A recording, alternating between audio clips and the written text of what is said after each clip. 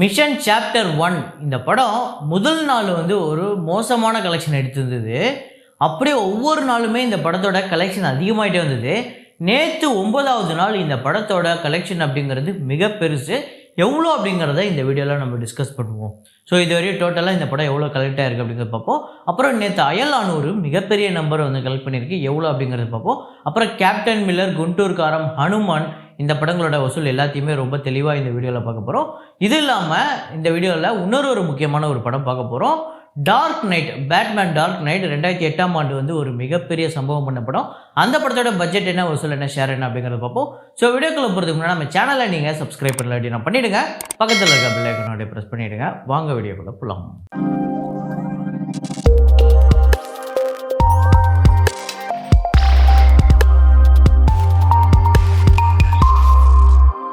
நேற்று வீடியோவில் நான் ஒரு ஃப்ரேம் ஒன்று வச்சுருந்தேன். அதை நிறைய பேர் கரெக்டாக கெஸ் பண்ணியிருந்தீங்க. அது என்ன ஃப்ரேம், என்ன படம் அப்படிங்கிறத பார்த்துட்டு வாங்க.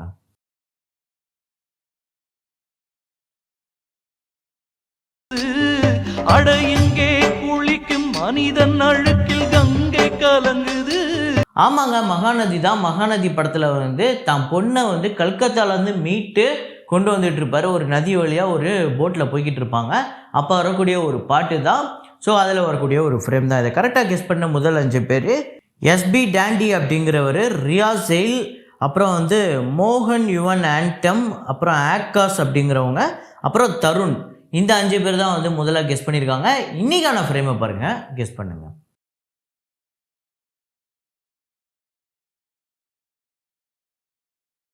ஜனவரி 19ஆம் தேதி வந்து பங்கஜ் திருப்பதி அவர்களோட நடிப்பில் மெயின் அட்டல் ஹூன் அப்படிங்கிற ஒரு படம் ரிலீஸ் ஆகிருக்கு. அந்த படத்தோட வசூலை பார்த்துருவோம். நேற்று கலெக்ஷன் நம்ம சொல்லல, அதாவது டே 1 கலெக்ஷன் சொல்லல, இப்போ டே 2 கலெக்ஷன் இப்போ சொல்லலாம். இந்த படம் வந்து மறைந்த முன்னாள் பிரதமர் வாஜ்பாய் அவர்களோட பயோபிக் தான். ஸோ இந்த படத்தோட டே 2 கலெக்ஷன் இந்தியாவில் வந்து 2,54,00,000, வேர்ல்டு வைடு 2,78,00,000. இதுவரையும் இந்தியாவில் 3,82,00,000, வேர்ல்டு வைடு இந்த படம் 4,17,00,000 வந்து வசூல் பண்ணியிருக்கு. இந்த படத்தோட பட்ஜெட் 20 கோடி.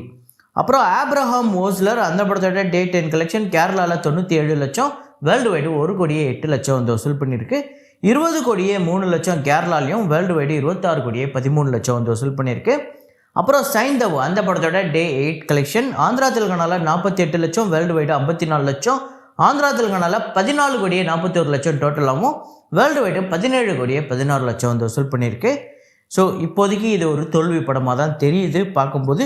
நான் சாமி ரங்கா, அந்த படத்தோட டே 7 கலெக்ஷன் ஆந்திரா தெலுங்கானாவில் 1,85,00,000, வேர்ல்டு வைடு 2,08,00,000. இதுவரையும் டோட்டலாக இந்த படம் 26,20,00,000, ஆந்திரா தெலுங்கானாவில், வேர்ல்டு வைடு 29,40,00,000 வந்து வசூல் பண்ணியிருக்கு. இந்த படத்தோட பட்ஜெட் 40 கோடி. இது ஒரு நல்ல வசூல் தான் வந்துகிட்டு இருக்குது. இந்த படம் வெற்றி அடைகிறதுக்கு நிறையா வாய்ப்பு இருக்குது. அப்புறம் மெரி கிறிஸ்மஸ், அந்த படத்தோட டே 9 கலெக்ஷன் இந்தியாவில் வந்து 87,00,000, வேர்ல்டு வைடு 98,00,000.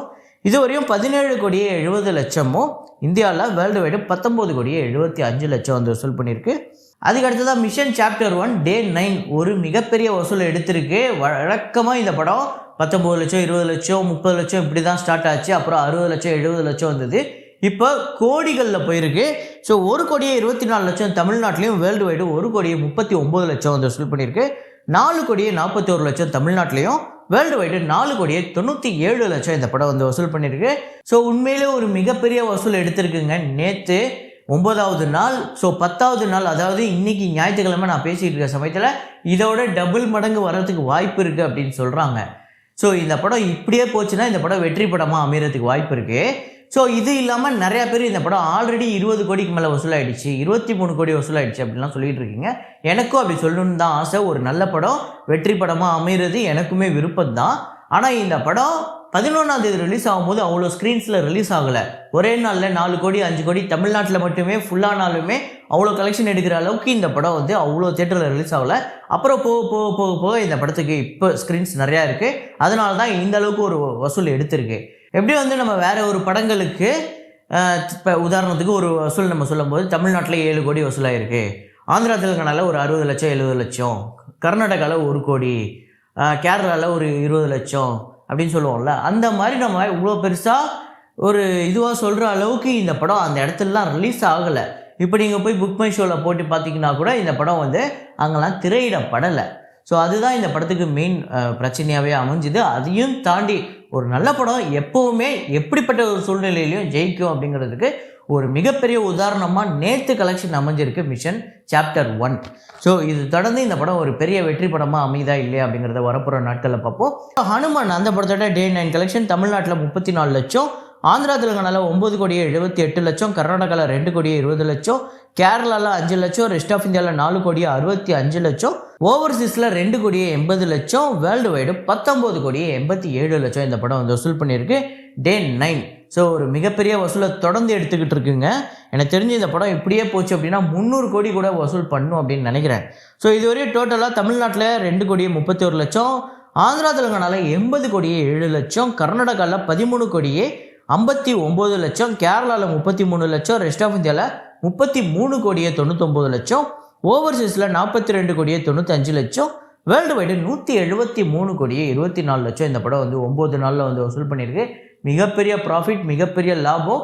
கேரளாவில் மட்டும் இந்த படம் சுத்தமாக பிக்கப்பே ஆகலை, அதுதான் உண்மை. அப்புறம் குண்டூர்காரம் அந்த படத்தோட Day 9 கலெக்ஷன் ஆந்திரா தெலுங்கானாவில் 3 கோடியே 54 லட்சம், வேர்ல்டு வைடு 4 கோடியே 31 லட்சம் வந்து வசூல் பண்ணியிருக்கு. ஆந்திரா தெலுங்கானாவில் 122 கோடியே 44 லட்சம், வேர்ல்டு வைடு 169 கோடியே 78 லட்சம் வந்து வசூல் பண்ணியிருக்கு. இந்த படத்தை அதான் குண்டூர்காரமை நேற்று 9வது நாள் ஹனுமான் படம் வந்து பிரேக் பண்ணி 170 கோடிக்கு மேலே அது வசூல் தாண்டி போயிடுச்சு. ஸோ ரியல் விக்ட்ரி அப்படின்னு சொல்லலாம். ஸோ பயங்கரமாக கொண்டாடுறாங்க நார்த் இந்தியாவில். அதே மாதிரியே இந்த பக்கம் ஆந்திரா தெலுங்கானாலுமே இந்த படத்தை பயங்கரமாக கொண்டாடுறாங்க. அப்புறம் அயலான் அந்த படத்தோட Day 9 கலெக்ஷன் நேற்று தமிழ்நாட்டில் ஒரு பெரிய வசூல் எடுத்திருக்கு 2 கோடியே 58 லட்சம், கர்நாடகாவில் 19 லட்சம், கேரளாவில் 4 லட்சம், ரெஸ்ட் ஆஃப் இந்தியாவில் 8 லட்சம், ஓவர்சீஸில் 88 லட்சம் வந்து வசூல் பண்ணியிருக்கு. 3 கோடியே 77 லட்சம் இந்த படம் வந்து வசூல் பண்ணியிருக்கு 9வது நாள். இதுவரையும் தமிழ்நாட்டில் 42 கோடியே 30 லட்சமும், கர்நாடகாவில் 2 கோடியே 56 லட்சம், கேரளாவில் 1 கோடியே 12 லட்சம், ரெஸ்ட் ஆஃப் இந்தியாவில் 99 லட்சம், ஓவர்சீஸில் 16 கோடியே 29 லட்சம் வந்து வசூல் பண்ணியிருக்கு. வேர்ல்டு வைடு இந்த படம் 63 கோடியே 26 லட்சம்.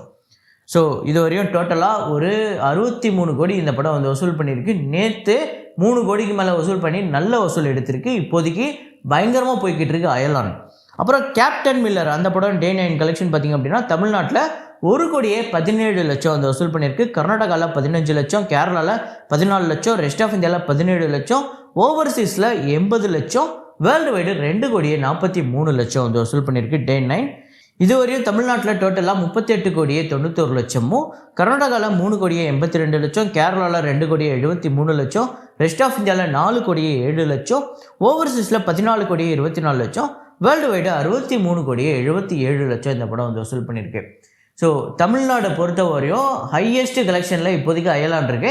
2வது நேற்று வந்து மிஷன் சாப்டர் 1 வந்திருக்கு. 3வது இப்போ கேப்டன் மில்லர் இருக்குது. ஸோ இப்போதைக்கு இந்த டாப் 3 பார்த்தீங்கன்னா இதில் 3வது இடத்துல தான் கேப்டன் மில்லர் இருக்குது. ஸோ உங்களுக்கு ஏதாவது ஒரு நடிகரை ரொம்ப பிடிச்சிருக்கும், ஏதாவது ஒரு நடிகரை ரொம்ப பிடிக்காமல் போகும். அதுக்காகலாம் நான் வசூலை ஒருத்தருக்கு ஏற்றியும் ஒருத்தருக்கு கம்மி பண்ணியும் சொல்ல முடியாது. ஸோ இப்போதைக்கு இதுதான் டாப் 3.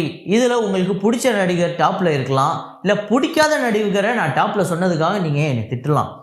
ஸோ இதெல்லாம் தொடர்ந்து நடந்துக்கிட்டு தான் இருக்கும். ஆனால் அதுக்காக டேட்டாவை நம்மளால் மாற்ற முடியாது. ஐயோ எனக்கு இவரை ரொம்ப பிடிக்குமே அப்படின்னு சொல்லிட்டு டேட்டாவை மாற்ற முடியாது. இப்போதைக்கு இதுதான் நிலவரம். ஆனால் கேப்டன் மில்லரை பொறுத்தவரையும் அந்த வெற்றிக்கு பக்கத்தில், ரொம்ப பக்கத்தில் இருக்குது. அயலானுக்கு இன்னும் கொஞ்சம் தொலைவில் இருக்குது, அதுதான் உண்மை. ஆனால் ரெண்டுமே ஒரு வெற்றி படமாக அமைய போகுது அப்படிங்கிறதுல எந்த மாற்று கருத்துமே இல்லை. அதே மாதிரியே மிஷன் சாப்டர் 1 அந்த படம் ஒரு பக்கம் துவம்சம் பண்ணிக்கிட்டு இருக்கு. ஸோ அது இனிமேல் பிக்கப் ஆகி வந்துரும்னு எனக்கு தோணுது. அப்புறம் நான் சொல்லியிருந்தேன் டார்க் நைட் அந்த படத்தோட வசூலை சொல்கிறேன் அப்படின்னு சொல்லிட்டு 2008ஆம் ஆண்டு வந்து ஒரு மிகப்பெரிய சம்பவம் பண்ணிச்சு. இந்த படத்தில் நடித்த வில்லனுக்கு ஆஸ்கார் அவார்டு கொடுக்குறாங்க. ஆனால் அந்த ஆஸ்காரை வாங்குறதுக்கு அவர் உயிரோடு இல்லை. ஆமாங்க, ஹீத் லெட்ஜர் இந்த படம் ரிலீஸ் ஆகிறதுக்கு முன்னாடியே அவர் காலமாயிட்டார். வழக்கமாக நம்ம ஹீரோக்களை கொண்டாடி தான் பழக்கம். ஆனால் இந்த டார்க் நைட்டில் நம்ம ஹீரோ ஒரு மிகப்பெரிய ஜாம்பவானாக இருந்தாலுமே, மிகப்பெரிய நடிகராக இருந்தாலுமே, இந்த ஹீத் லெட்ஜர் அவரோட கதாபாத்திரம் அந்த ஜோக்கரை தான் நம்ம வந்து பயங்கரமாக ரசித்தோம். ஸோ அந்த அளவுக்கு ஒரு பயங்கரமான ஒரு நடிப்பு, அந்த அளவுக்கு ஒரு நடிப்புக்கு பயங்கரமான ஒரு ஸ்கோப் இருந்தது இந்த கதையில். ஸோ என்னதான் வந்து இது வந்து ஒரு சூப்பர் ஹீரோ படமாக இருந்தாலுமே ஒரு கதையாகவும் நடிப்புக்கு ரொம்ப முக்கியம் கொடுத்ததுனால தான் இந்த படம் இன்னைக்கு வரைக்கும் நம்ம பயங்கரமாக பேசிக்கிட்டு இருக்கோம். இந்த படம் வசூல் ரீதியாக பட்ஜெட் வந்து $185 மில்லியன், யூஎஸ்ஏல மட்டும் $533 மில்லியன் வந்து கலெக்ட் பண்ணியிருக்கு. ரெஸ்ட் ஆஃப் வேர்ல்டில் $470 மில்லியன். ஸோ டோட்டலாக வேர்ல்டு வைடு $1.003 பில்லியன் வந்து இந்த படம் வந்து கலெக்ட் பண்ணியிருக்கு. ஒரு பிக்கஸ்ட் பிளாக் பஸ்டர்.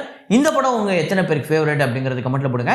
ஸோ இதே மாதிரி ஒரு வீடியோவில் இதே மாதிரி ஒரு கலெக்ஷன் ரிப்போர்ட்டில் மீண்டும் நான் உங்களை சந்திக்கிறேன். Signing off Rahman.